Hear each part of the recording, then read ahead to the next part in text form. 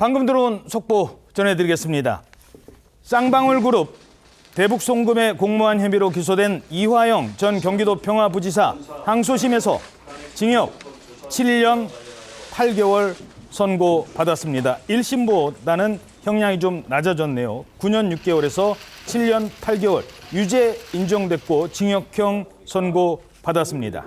원심에 이어서 항소심도 쌍방울의 대북송금이 경기도의 스마트팜 사업비와 당시 경기도지사였던 이재명 민주당 대표의 방북비였다라는 사실 인정했습니다.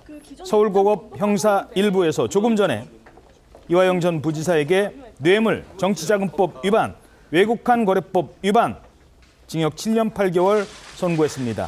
특히 쌍방울그룹의 사회이사로 재직하던 피고인 이화영 전 부지사가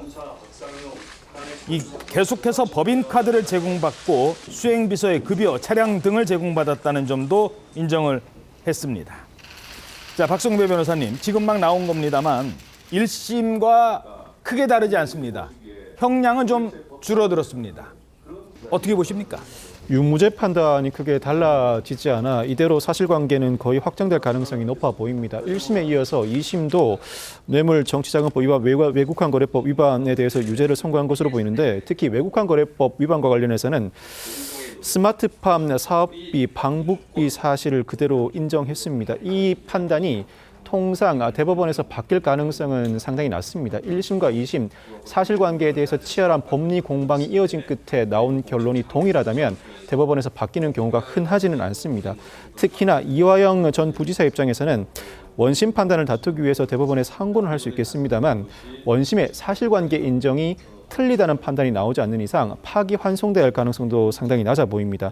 징역형 7년 8개월로 낮아진 부분은 분명히 있습니다만 징역 10년 이상이 선고되지는 않은 사안이기 때문입니다. 자, 쌍방울이 방북비를 대납했다. 이게 이제 2심까지도 인정이 된 겁니다.